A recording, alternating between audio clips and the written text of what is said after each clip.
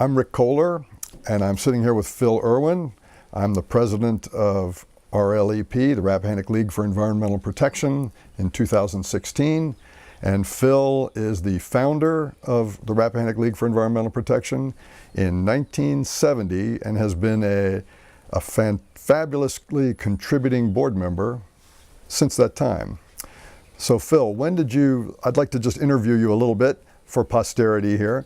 When did you first come to the county? 1960, I bought my first land in Rappahannock after having surveyed the surrounding landscape and found that it was all developed except Rappahannock County, and thought maybe this would be the last place to develop, and this is where I wanted to sink my taproot down.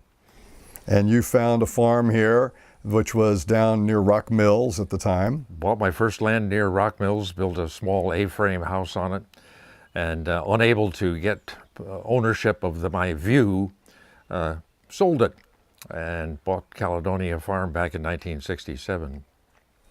And you've been here ever since. And I hope to be here forever. Forever. Well, we all hope that. I guarantee I'll be here forever. That's good. That's good. When you came here, obviously you were attracted by the beauty of the county. And was there something else that you wanted when you came here? Did you move here permanently at that time? I wanted to get away from the city where I had been stuck for quite a few years. And I wanted a place in the country.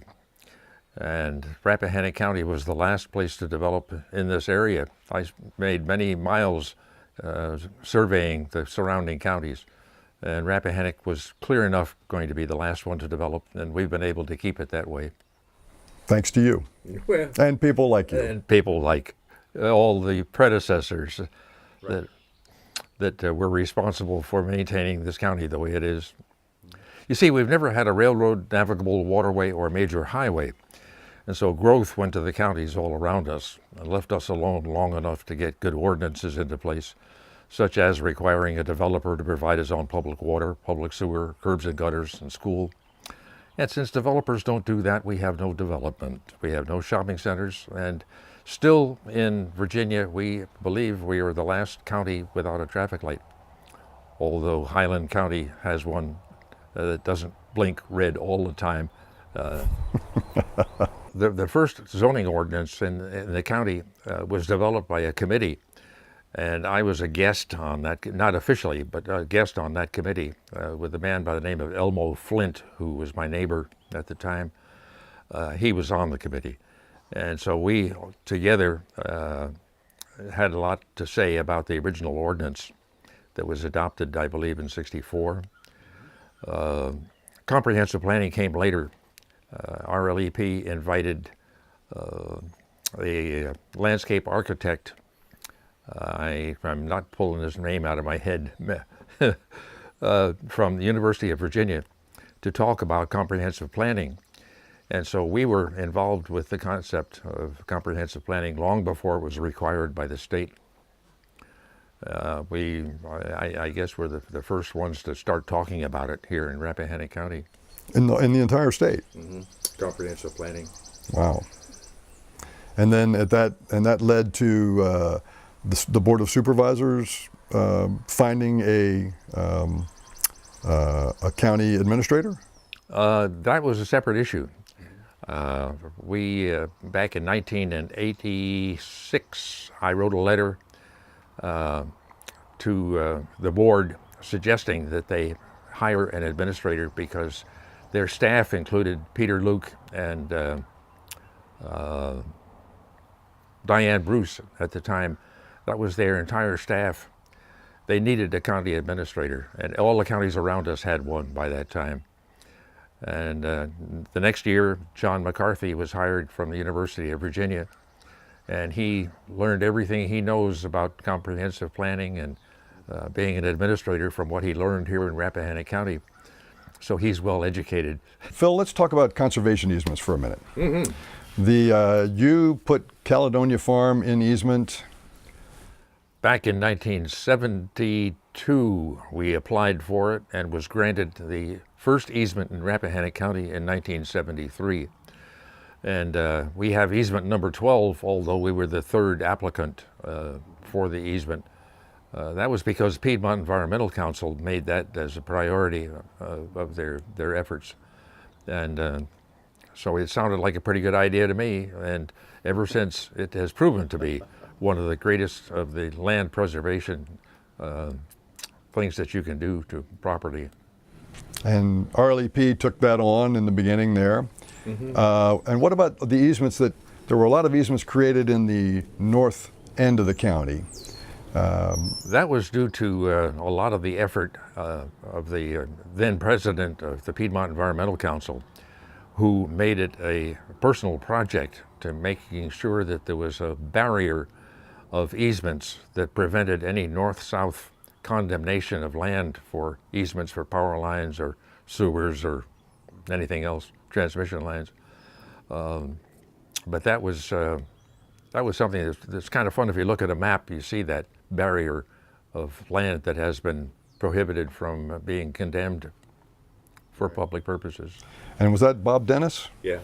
So Bob Dennis, you and some others were very instrumental in that, it sounds like. I'm proud of you. Thanks. Well, it's worked. We now have about 25% of Rappahannock County that's under easement, and another 25% in the Shenandoah National Park. So approximately 50 acres or 50% of Rappahannock County will never be developed. What do you think is the future of Rappahannock? I'd like to see the future from wherever I'm going to be at that time to be much the same as it is today. Growth is inevitable. We are going to grow. There's no way around it. It's necessary in our free enterprise system, our society, to grow. But I want Rappahannock to grow slowly, and I want it to grow responsibly. We have still a great amount of subdivisions that are being created, plots that are surveyed off to build houses on. Now, that's going to happen, and we should not say we can't do that. We have not said that we can't do that and don't want to say it. But I think as long as it's done slowly and responsibly, keeping much of the land as possible in farming, for instance, open space, that is going to be the future of the county. And I think we are going to remain the last one to get a traffic light. I'm happy to hear that. One of the things that we're working on right now, as you know, at RLEP is a dark skies or a starry skies program. And I've thought a lot about that. And I think that Rappahannock is looking for businesses to employ young people here. And it seems to me that if we could do that, create that environment of tourism here, because our comprehensive plan does focus on tourism. And, well, dark skies is a part of our scenery, actually. The Milky Way has been seen by people for the first time who visit with us here on Caledonia Farm. They've never seen it before. And dark skies, we are protected here. All of the lights on Rappahannock County's premier farm are down-shielded, and I think we need to continue to encourage people to down-shield their lights. Is there anything you'd like to say that would be something that you feel would be the most important thing that we can do now as a county to preserve what we have and what you have helped create?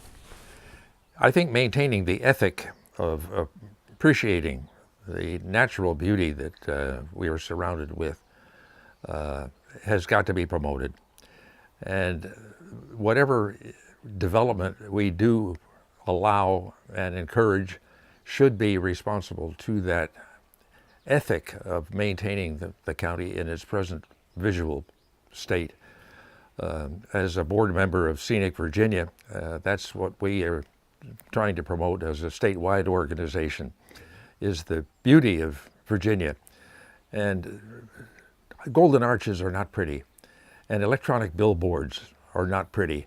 They don't belong there. This is not natural. And I'm sure that future generations of not only people but wildlife will certainly appreciate the efforts that organizations like RLEP is promoting. Keep it natural. Keep it natural. Phil, as I said, you're my hero. It's my pleasure. We've devoted a large part of our lives to making sure this county stays this way as long as possible, and I hope to be able to continue that. Me too. Thanks, Phil. You bet.